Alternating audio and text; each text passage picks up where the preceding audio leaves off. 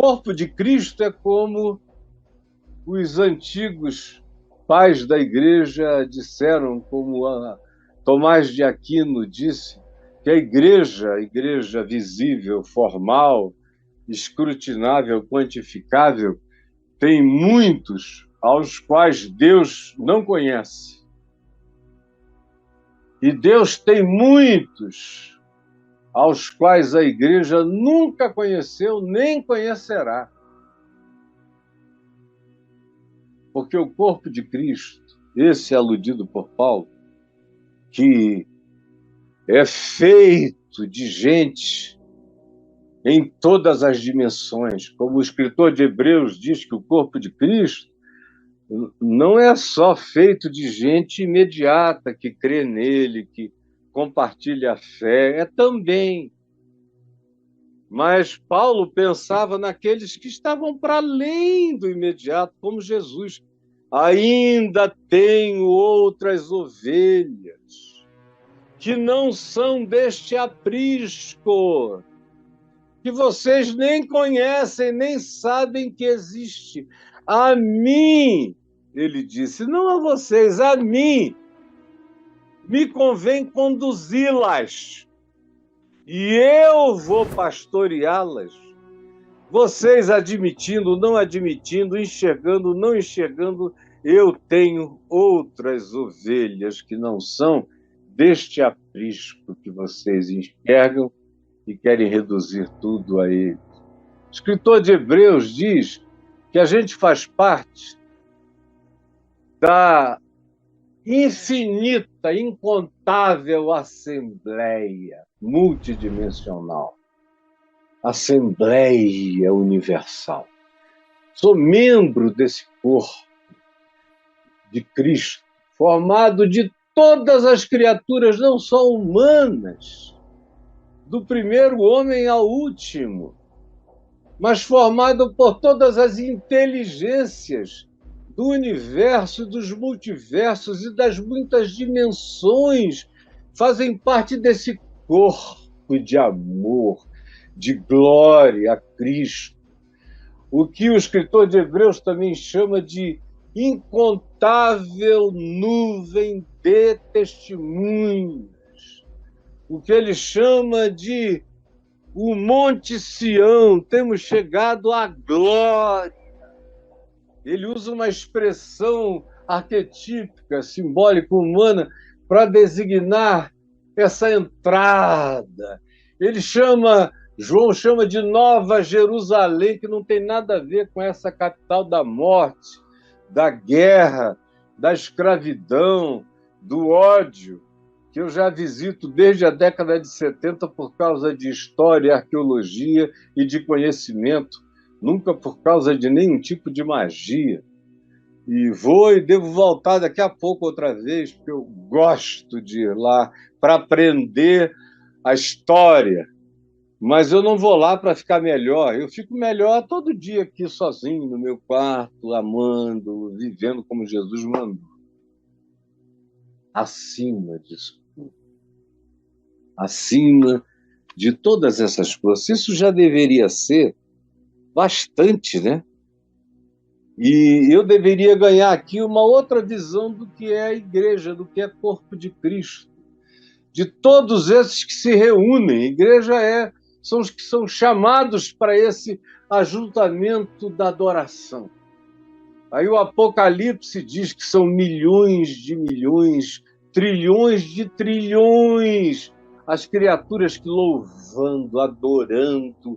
Essa é a grande igreja, e que inclui a própria criação, o canto das estrelas, o movimento dos astros, a loucura dos buracos negros, a dobra do espaço-tempo, dos buracos de minhoca, a indiscernível massa negra em expansão, uma quantidade enorme de dimensões que a gente, pela física, constata na teoria, e no micro-universo a gente enxerga o empirismo dessas manifestações, mas que correspondem a realidades completamente singulares, que estão para além da nossa própria compreensão. Tudo isso faz parte desse corpo de criação, corpo de Cristo. Não é feito só de pessoazinhas que foram ali se batizaram. Tem algumas que se batizaram e são membros do corpo de Cristo. Tem outras que Pedro diz que são como porcas lavadas no batismo, mas que vivem na lama. Não aconteceu nada com elas. Não mudaram, não nasceram de novo. Não foram regeneradas. Portanto, não fazem parte do corpo de Cristo, embora façam parte desta igreja política, votante, cheia de ódio, cheia de ídolos, cheia de homens adorados, de ideologias, de cultos, de esperanças humanas tão idolatrizadas que eles não confiam mais na soberania de Deus e acham que é o próprio braço deles é que lhes traz o poder contra tudo que você lê de ponta a ponta na Escritura, contra aqueles que acham que o meu braço é que me garante o poder. Saia dessa mentira. Tem alguém que está para além de tudo que você imaginou, você ainda vai aprender isso com a força com a qual eu aprendi para sempre. Aqui mesmo em Efésios, você vê no capítulo 2, no verso 2, Paulo outra vez aludindo ao príncipe da potestade do ar, ao espírito que agora atua nos filhos da desobediência. Ou seja, ele está falando dessas camadas sobre as quais eu já aludi há pouco, assim como, de novo, aqui no capítulo 6, no verso 12, ele afirma: porque a nossa luta não é contra a carne, não é contra corpo, não é contra Lula, não é contra Bolsonaro, não é contra Putin, não é contra Noriel Ortega, não é contra o Maduro da Venezuela, nem é contra o príncipe El Salmon lá da Arábia Saudita, não é contra o Bashar al-Assad da Síria, não é contra o Ayatollah do Irã, não é contra nenhum maluco do mundo, não. Eles são só bonecos da representação. Eles são marionetes? Não.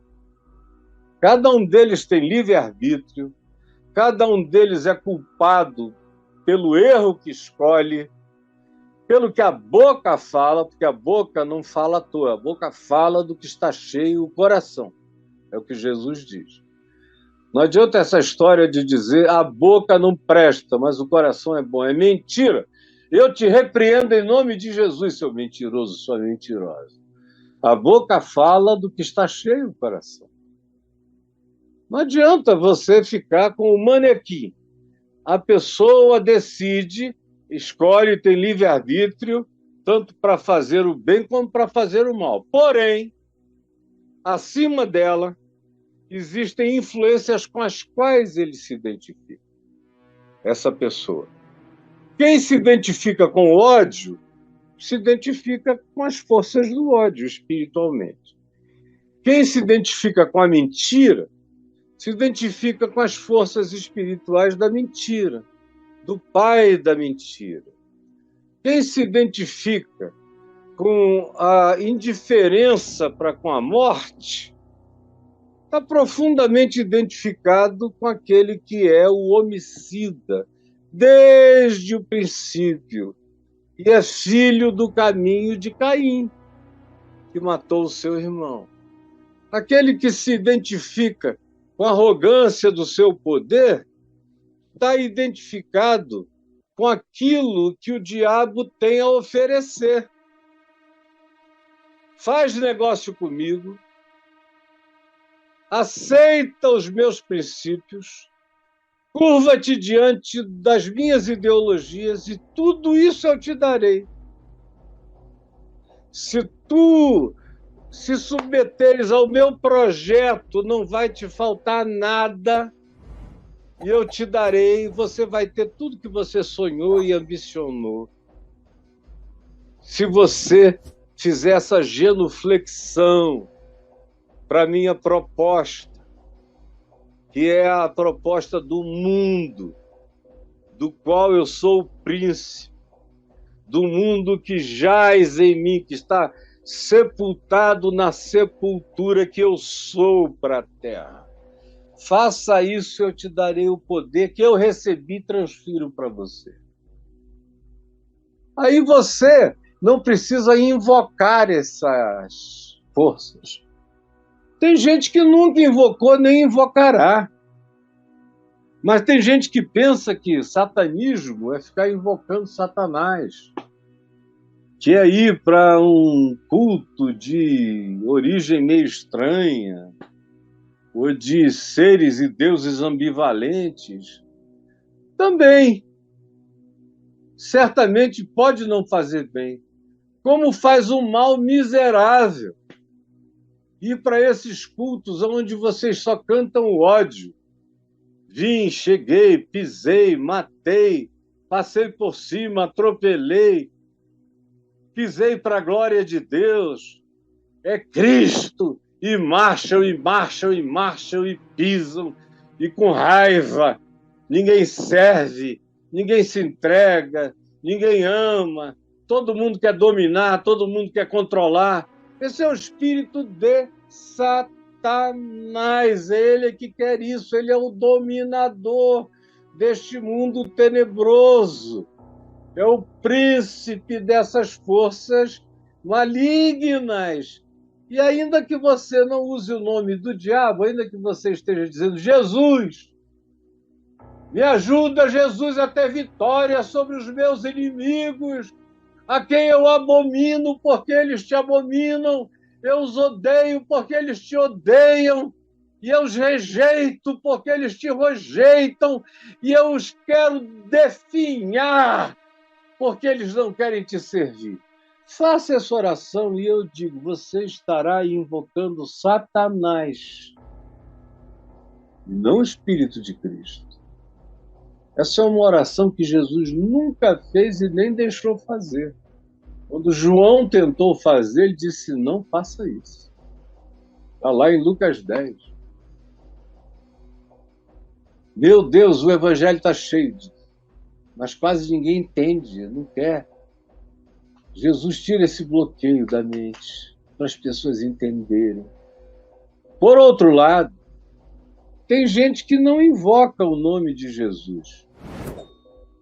Ou porque não sabe, ou porque ficou traumatizado, ou porque é muito honesto.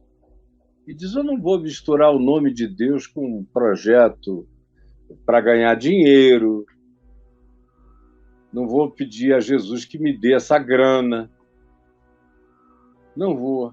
Eu vou pedir a ele que me ajude a ter saúde, a trabalhar, a fazer a minha parte. E a ser inteligente em relação às legítimas oportunidades. O mais é consequência, mas eu nunca pedirei a Deus para ficar rico, eu sempre pedirei a Deus para ser próspero, de alma, de espírito, e para que não me falte nada, para que eu tenha o pão, a minha casa, para que as necessidades contratadas na minha vida sejam cobertas, sejam supridas. Como disse Paulo, tendo com que comer e beber, um telhado na nossa cabeça, estejamos satisfeitos, o mais é bônus. E tem gente que não usa o nome de Deus para nada disso, por respeito. Eu respeito profundamente essas pessoas. Por exemplo, quem faz política sem meter o nome de Deus em nenhum momento. Como a minha amiga Marina Silva, crente, crente, crente de doer. Mas você nunca vai ver a Marina usando o nome de Jesus para pedir voto, para tentar manipular ninguém, falar mal de ninguém. Como ontem eu vi o Ciro Gomes repreendendo a Gleisi Hoffmann, presidente do PT, que, para imitar o Bolsonaro, fez lá um jargão, Deus acima de tudo, e Brasil acima de tudo e Deus acima de todos, um negócio desse aí da campanha lá do Bolsonaro. Aí ela falou, e Deus movendo o coração do Lula. Aí o Ciro, com razão, disse, Gleisi, se nós chegamos até aqui sem apelar para o nome de Deus, isso é tomar o nome de Deus em vão. Por favor, não faça isso, minha irmã. Vamos tratar o nome de Deus com reverência o tempo todo nessa eleição. Isso é para os outros. Isso é para os crentes sem temor de Deus, sem nenhuma reverência para com o santo nome do Senhor. Ficam misturando com idolatria, com ideologia, com fanatismo político, com ódio, com raiva, jogando o nome de Jesus na lama, pisando na pocilga, colocando Jesus no meio desse chafurdamento, como se ele fosse uma bandeira a representar algum projeto ideológico. Tudo isso nas igrejas, conclamados em nome de Jesus, para vencer o diabo, para vencer o comunismo, para vencer o espírito gay, o espírito LGBT, o espírito não sei o quê. Enquanto isso, eu estou sabendo.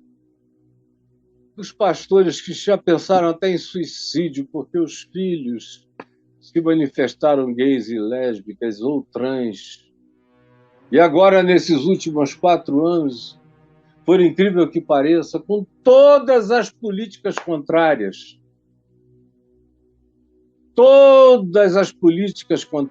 de costumes, aumentou o grupo LGBTQIA+, mostrando que repressão não muda nada. Não muda nada. Pode, no máximo, inibir pessoas, mas, graças a Deus, nem a inibição essa política conseguiu causar, porque esse povo já ganhou uma consciência que não vai ser ninguém dizendo isso ou aquilo que vai apavorar. Já tem gente o bastante no Brasil para não se acovardar, nem se intimidar, nem se encolher. Mas ninguém precisa usar o nome de Jesus. Política é para ser feita em nome do homem, pelo homem, para o homem, por causa do homem e com a inteligência humana, e com a justiça e a honestidade necessárias para que não sejamos diabos manipuladores e perversos, controladores das consciências mais fracas. No espírito do Evangelho é assim. Se for diferente, escuta aqui, olha para mim, está olhando? Se for diferente, você está lidando com principados e potestades do mal. Invoca o nome de Jesus para as tuas causas políticas, do tamanho do teu umbigo egoísta, e o espírito que vai atuar no teu pastor, na tua igreja, na tua comunidade, na tua vida, não será o Espírito Santo. Isso eu te garanto. Não será o Espírito Santo. Será o espírito do mundo.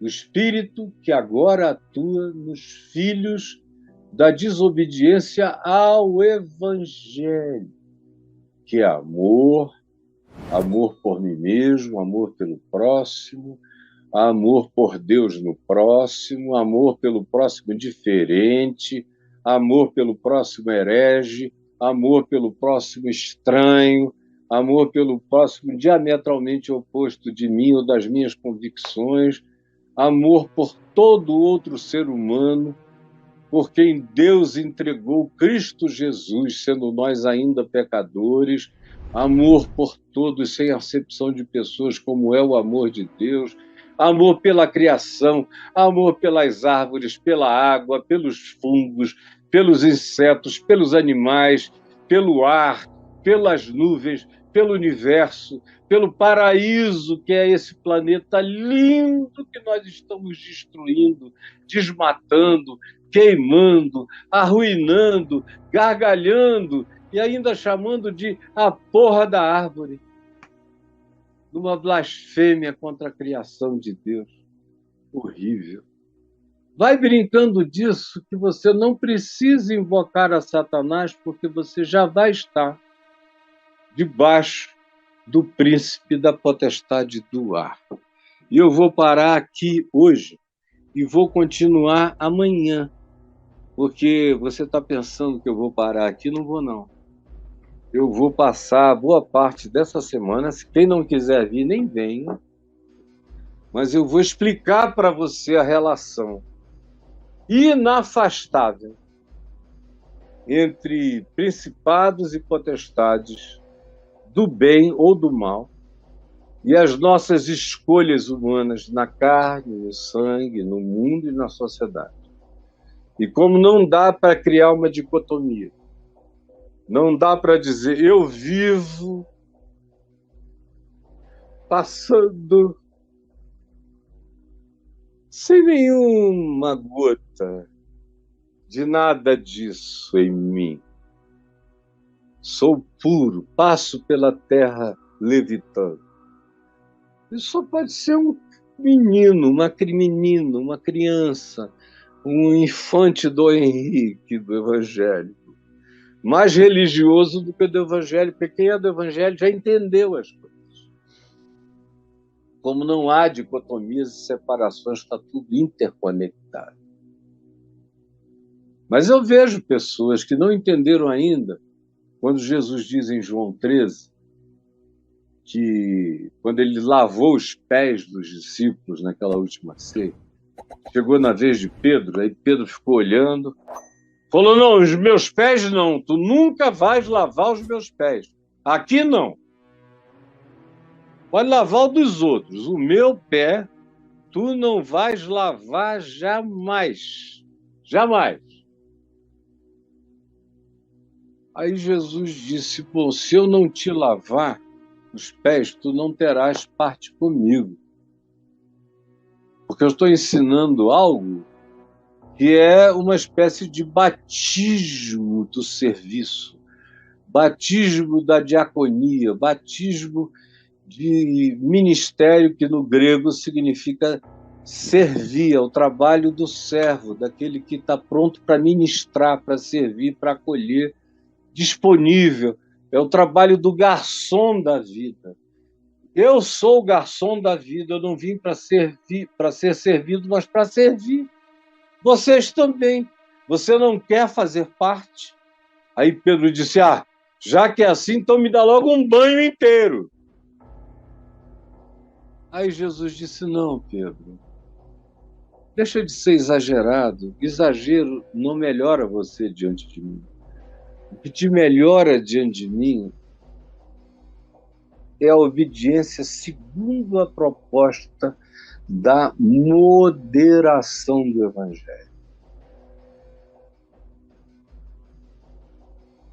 Mas se eu não te lavar os pés, tu não tens parte comigo. Eu acho isso uma das coisas mais fantásticas. Por uma razão, por muitas razões, mas eu só quero ressaltar uma delas. A mais simples de todas. E tem a ver com o que eu estava dizendo, com o pessoal que acha que pode passar pela Terra levitando, sem participar das decisões que mudam o mundo para o bem ou para o mal. E que eu, como um cristão, tenho o dever de consciência de participar da melhor maneira que eu puder, segundo a melhor coerência que eu encontre com o espírito do Evangelho, que é amor, justiça, misericórdia, bondade, fidelidade, mansidão, autocontrole, domínio próprio. Esse é o espírito do Evangelho. O que não é, pode falar de Jesus o dia inteiro, mas não tem nada a ver com Jesus. A gente não identifica o Espírito de Cristo pelo nome Jesus, mas pela prática ou não da iniquidade, pelo compromisso ou não com a justiça e com o desejo de salvar, melhorar e trazer a vida humana para um nível de igualdade mínima, razoável, para que todo outro ser humano, cada outro irmão próximo, viva com o mínimo de dignidade que eu quero que cada um dos meus filhos, meus netos e eu mesmo gostaria de viver. Então não precisa invocar o nome de ninguém. Mostra-me a tua fé cristã sem as práticas das obras do amor no Evangelho, na vida, e eu, com as práticas das minhas obras de amor, mesmo sem falar em fé, mesmo sem falar em Deus ou no nome de Jesus, eu te mostrarei pelas minhas práticas a verdade da minha fé. E Tiago, irmão de Jesus, que foi quem falou isso, era tão radical com relação a esse assunto, que ele perguntou aos cristãos: vocês creem que Deus é um só? E o que ele disse? Fazeis bem, garotada. Fazeis bem. Sabe por quê? Porque até o diabo crê e treme. Foi o que o Tiago disse. Para esse pessoal crente que pensa que não tem nada com o diabo, porque não fica invocando o nome dele. Mas quando invoca o Espírito, que não é o Espírito de Cristo, se não for amor, não é o Espírito de Cristo, é o Espírito do mundo, é o Espírito do príncipe desse mundo. Que está aí, não tira o teu livre-arbítrio, nem a tua soberania.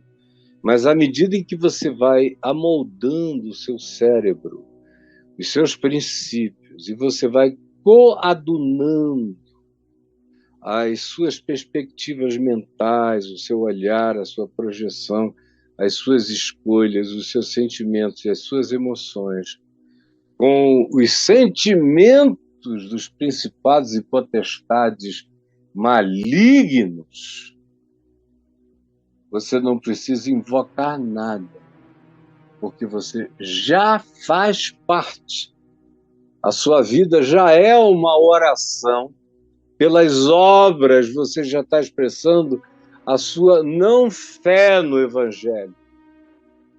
Pelo que sua boca fala, que é o que está cheio no seu coração, pelo que suas mãos fazem, determinando suas ações, pelas suas escolhas de caminho, de vereda, determinando quais são os seus pensamentos, e pelas suas atitudes, que expressam completamente, negativamente, sua arrogância, sua soberba, sua vaidade, seu supremacismo. E aí, se você vive assim, não precisa, pode até dizer, o diabo não existe. Ele vai dizer, é legal, porque fica mais fácil de eu agir na tua vida. O diabo que não existe é aquele que tem mais facilidade de se manifestar na vida humana.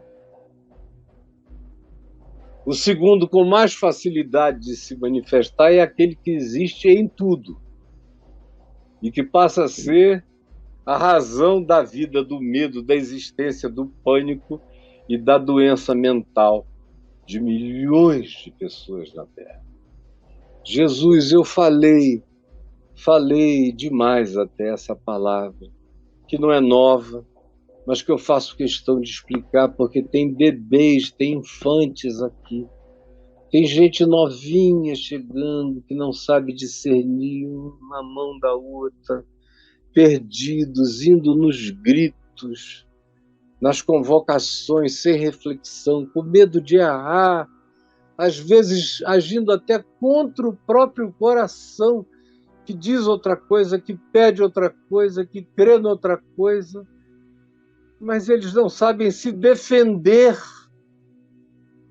em relação ao que eles mesmos creem e por isso se submetem às crenças impostas contra a consciência e praticam o mal que eles próprios não gostariam de ter realizado. Eu te imploro, eu peço que tu liberes, como tu dissestes aos teus discípulos, quando Pedro cortou a orelha do servo do sumo sacerdote. Para com isso! Ou porventura não sabeis que se eu quisesse, eu poderia invocar e meu pai mandaria 12 legiões, não são 12 apóstolos. Para cada um de vocês, 12 legiões de anjos, feitas de 6.000 anjos, poderosos como bombas atômicas. 12 vezes 6.000.